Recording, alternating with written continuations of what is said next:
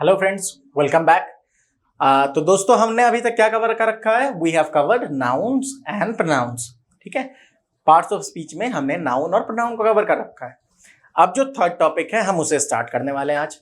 देखो दोस्तों, क्या है प्रॉब्लम कि आपको मैंने जैसा कि बता रखा है, the problem is that the questions are coming in such a way कि आपको क्वेश्चंस आते हैं कि दिस इज एक सेंटेंस दे देंगे और आपको आइडेंटिफाई करने को कहेंगे कि this word belongs to which type of which parts of speech. तो आपको आइडेंटिफाई करना होगा।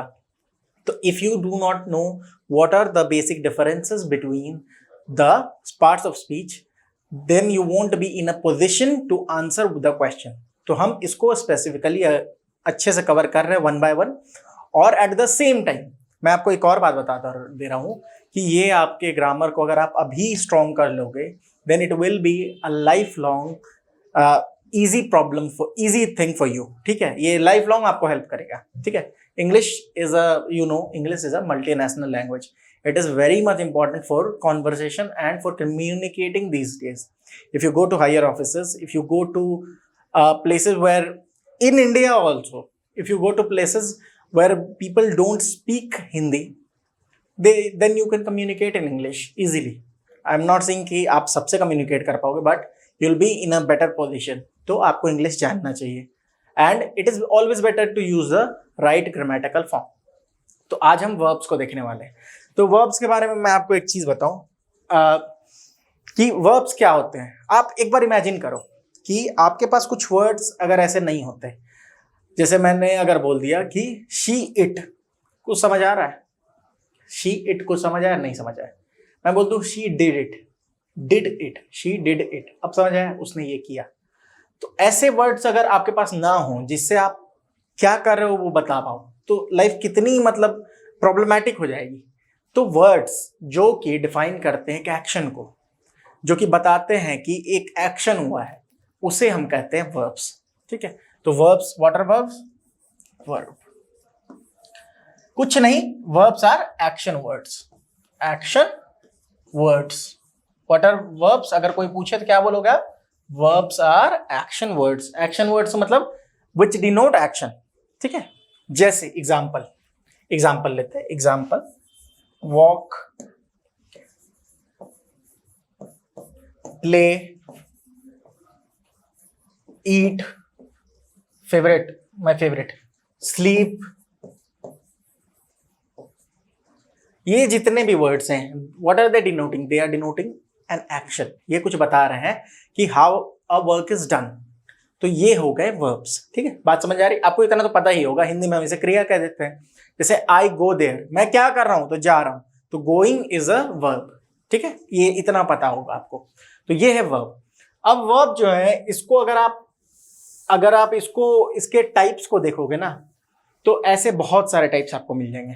कुछ इंपॉर्टेंट टाइप्स मैं आपको बता दे रहा हूं। एक आप ऑक्सिलरी वर्ब के बारे में, ऑक्सिलरी वर्ब के बारे में आप जानो। ऑक्सिलरी वर्ब क्या होता है? ऑक्सिलरी वर्ब, ठीक है, ऑक्सिलरी वर्ब क्या होते हैं कि हमें जो भी वर्ब, जैसे कि आप जैसे बोलते हो ना, हेल्पिंग वर्ब भी इसे कहते हैं। जैसे is, am, are, was, were, ये सारे आते हैं ऑक्सिलरी वर्ब में। किसमें आते हैं? ऑक्सिलरी वर्ब में। ठीक है, इन्हें हम क्या बोल देते हैं? Auxiliary verb. या एट द सेम टाइम इन्हें क्या बोल देते हैं? हम साथ में इन्हें और एक चीज बोलते हैं, क्या? Helping verb. ठीक है, ऑक्सिलरी वर्ब, सॉरी LI होगा, या फिर हेल्पिंग वर्ब। इसमें कौन कौन से आते हैं? Is, am. देखो बच्चों, बहुत ज्यादा डेफिनेशन में हम नहीं जाएंगे, रीजन बीइंग कि आपके काम का है नहीं, बस आपको पता होनी चाहिए कि ये भी वर्ब है। अगर मैं आपसे सेंटेंस में पूछ दूं आई एम रजनीश, तो एम इसमें आप क्लासिफाई कर पाओ कि दिस इज हेल्पिंग वर्ब, इसीलिए मैं आपको ये बता रहा हूं।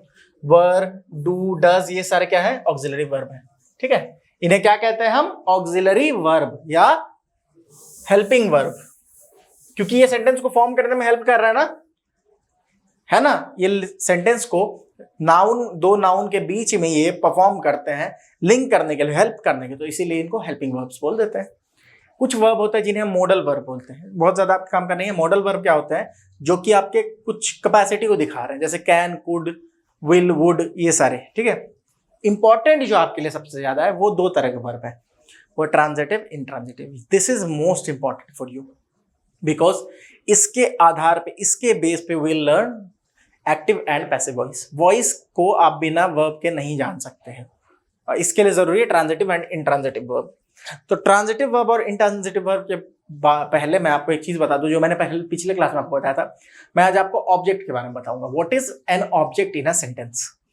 तो ऑब्जेक्ट क्या होता है, जैसे एक सेंटेंस में एक सब्जेक्ट होता है, वो कोई काम करता है, अब काम का इफेक्ट जिस पे पड़ेगा उसे हम ऑब्जेक्ट कह देते हैं। एग्जाम्पल से समझेंगे, that will be better for you. अब आप जो वर्ब है ना उससे अगर क्वेश्चन पूछोगे व्हाट, तो जो आंसर मिलेगा वो आपको ऑब्जेक्ट होगा। जैसे सिंपल लेते हैं, ठीक है, आई ईट छोले भटूरे, डोसा, कुछ भी जिसको जो पसंद है लिख लो, मोमोज बहुत लोगों को पसंद होगा, मोमोज लिख लो। तो आई ईट छोले भटूरे। अब देखो क्या है कि आई ईट छोले भटूरे, मैं खाता हूं छोले भटूरे। तो आई ईट, ये ईट वर्ब है ना, इसमें मैंने बताया ना आपको एक्शन वर्ड ईट। ईट से आप क्वेश्चन पूछो व्हाट डू यू ईट, क्या खाते हो, तो छोले भटूरे। तो जिसका जो ऑब्जेक्ट होता है, मतलब जो वर्ब का असर जिस पे पड़ रहा है, the verb is being acted upon, तो उसे हम कह देते हैं ऑब्जेक्ट। तो ईट क्या खा रहा हूं, तो छोले भटूरे, तो chole bhature is the object. बात समझ में आई। अगर मैं बोल देता कि आई ईट कुछ और बोलते थे, समोसा, तब भी ये क्या हो जाता, इसमें ऑब्जेक्ट है, क्योंकि समोसा इज द ऑब्जेक्ट। हम जब पूछ रहे हैं, जैसे एक और एग्जांपल ले लेते हैं, कोई और एग्जांपल लेते हैं।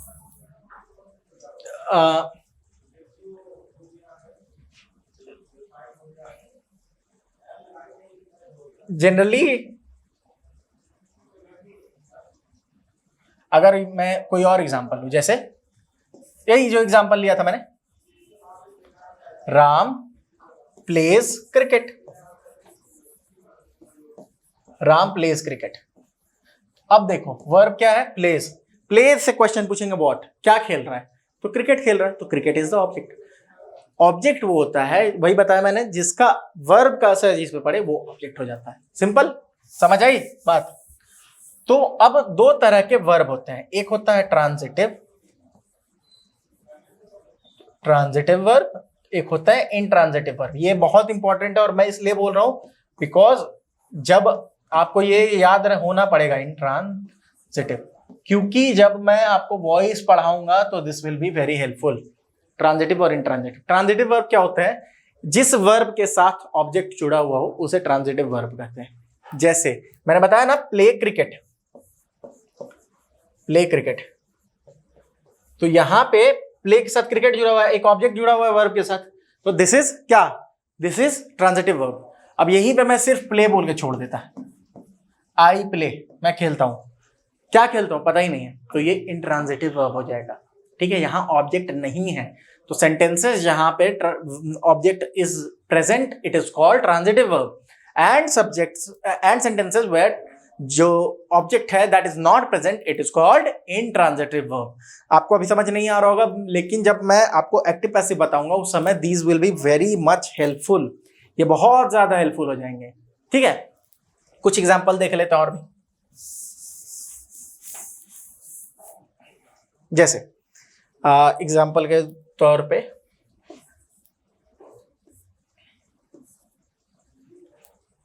अच्छा एक और चीज बता दे रहा हूं,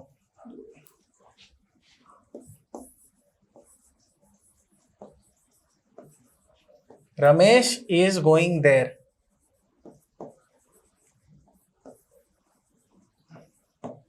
आपको यहां पे ऑब्जेक्ट दिख रहा है क्या, ये बताइए। रमेश इज गोइंग देयर, वहां जा रहा है। रमेश कहां जा रहा है, वहां जा रहा है, लेकिन मैंने क्या बोला, आप व्हाट क्वेश्चन करोगे, रमेश इज गोइंग व्हाट, नहीं आया आंसर, है ना।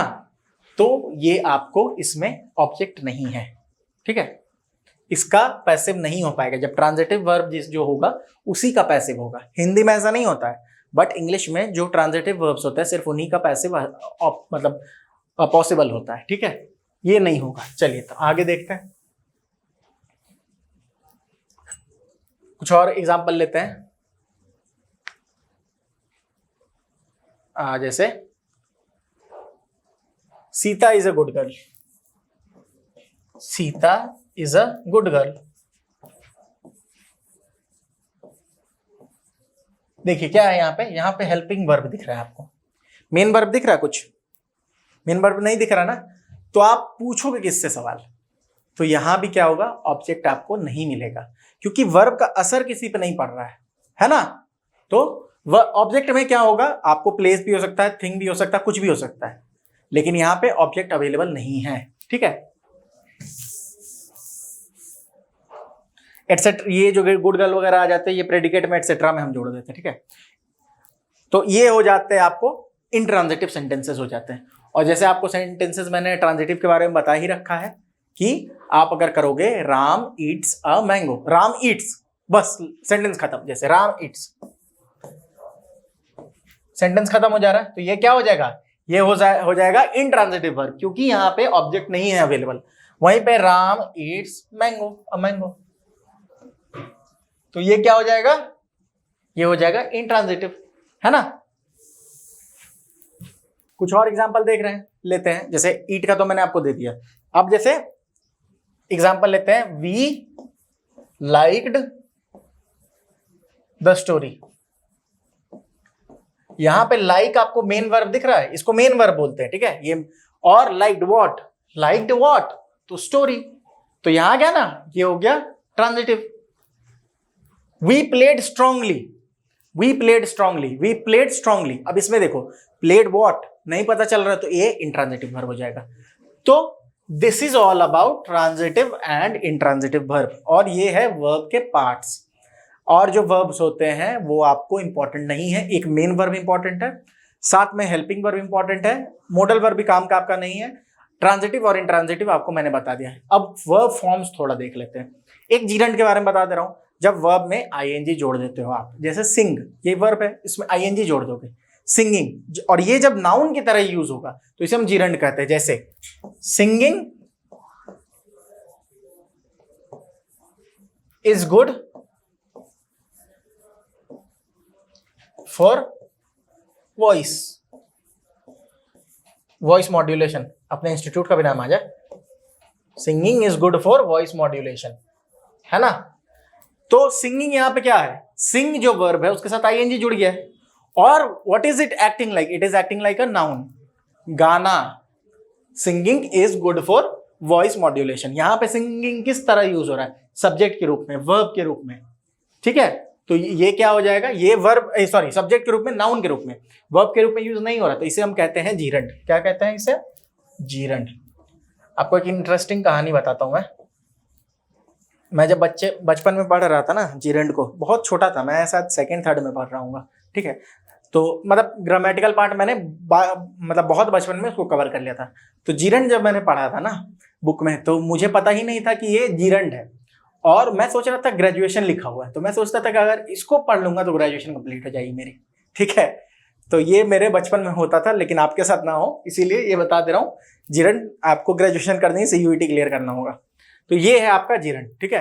एक ये भी बता दिया मैंने अलग से आपको, हालांकि आपका कोई काम, आपके काम का नहीं है बहुत ज्यादा, but you should know it.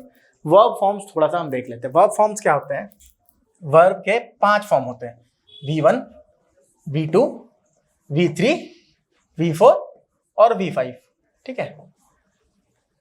Present, past, participle, उसके बाद ये इसमें आईएनजी लगाता है, इसमें एस लगाता है, जैसे प्ले, ये एक वर्ब है। आपको वर्ब फॉर्म्स याद होने चाहिए, because these will be used. जब आप टेंस पढ़ेंगे तो आपको बहुत सारे वर्ब फॉर्म्स मैं दूंगा, आपको याद करने पड़ेंगे, because those verb forms will be used. Play, played, और V3 भी प्लेड ही होता है, तो इसको मैं ऐसे कर दे रहा हूं। V4 क्या हो जाएगा, मैंने बताया कि वर्ब में आईएनजी जोड़ देंगे तो V4 आ जाएगा, तो प्लेइंग। और V5 क्या हो जाएगा, मैंने आपको बताया एस या ES जोड़ते हैं, तो प्ले में क्या जुड़ता है, एस जुड़ता है, तो प्लेस, ठीक है। तो ये क्या हो जाएगा, ये है वर्ब फॉर्म। कुछ ऐसे वर्ब्स होते हैं जिसमें V5 अवेलेबल नहीं होते हैं, जैसे डेयर वर्ड जो है उसमें dare, dared, dared, daring, dare से नहीं होता है, एस नहीं जोड़ते हैं उसके साथ, ठीक है। तो आप जब मतलब हर के साथ उसमें डेयर ही यूज हो जाएगा। बहुत सारे ऐसे वर्ड्स हैं, पर बहुत सारे नहीं है, कुछ ही हैं। तो ये है आपका verb forms V1, V2, V3, V4, V5।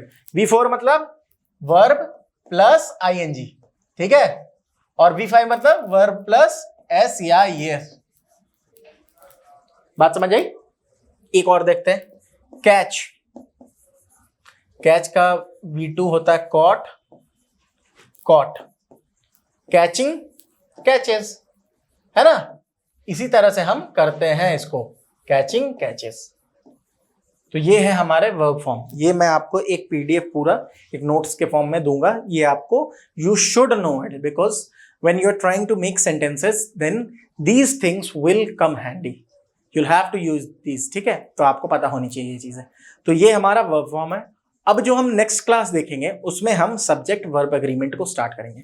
Subject verb agreement क्या होता है? वो है सिंटेक्स एक्चुअली, ठीक है। मैं आपको इन ग्रेट डिटेल उसके बारे में नेक्स्ट वीडियो में बताऊंगा। Most probably subject verb agreement जो है वो आपके 2 क्लासेस जाएंगे, बिकॉज ये थोड़ा एक बड़ा टॉपिक है जो कि हमें कॉम्प्रिहेंसिवली कवर करना है। बिकॉज जो कि स्पॉटिंग जो एरर आता है ना क्वेश्चन, उसमें इससे सब्जेक्ट वर्ब एग्रीमेंट से और प्रोनाउन से, इसी से क्वेश्चंस बनते हैं मोस्टली।